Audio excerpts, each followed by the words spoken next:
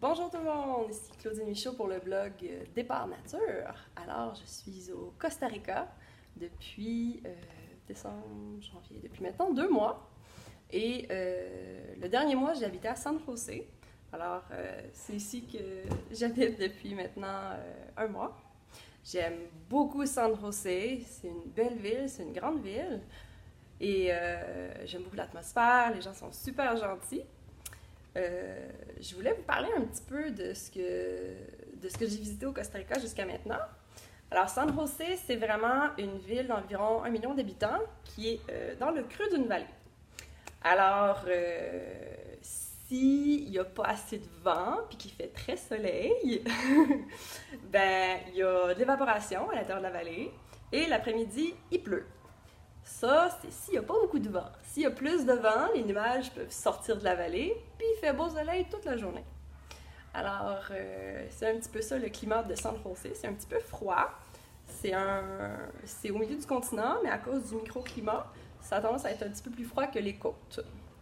Alors, ça tourne autour de 23. La nuit, ça peut tomber jusqu'à 15, 17 des fois. Alors, c'est comme un peu l'automne chaud du Québec. Ouais, un peu comme ça. Un petit peu pluvieux, il fait encore beau, il fait chaud, mais il fait quand même un peu frais. Ensuite, il y a le nord complètement du Costa Rica, qui est quand même très chaud et sec. Alors, vous pouvez avoir un bon 30 degrés, très sec, très plongeant, avec beaucoup de coups de soleil, si on n'est pas assez bronzé, puis si on n'a pas assez de crème solaire. Fait que c'est vraiment une belle température au nord du Costa Rica. Il y a des volcans, il y a vraiment il y a des parcs, il y a des beaux parcs. C'est beaucoup plus touristique le nord du pays que le sud. Alors, Internet a une meilleure connexion dans le nord. Il y a beaucoup plus de trajets d'autobus disponibles. Les trajets sont plus fréquents aussi. Alors que le sud, c'est plus humide. Quand je parle d'humidité, c'est comme très, très, très humide. Tellement humide que même si tu fais sécher ton linge au soleil, il est jamais sec. OK? C'est super humide. L'humidité ambiante empêche le linge de sécher au complet. Fait que c'est très humide. Il y a la Osa Peninsula, la péninsule d'Osa, qui est très humide et c'est comme de la jungle, ok? La forêt, la jungle comme dans Tarzan, ok? C'est vraiment une forêt riche, dense, très humide. J'ai pas encore été sur la côte Caraïbe, la côte atlantique du Costa Rica.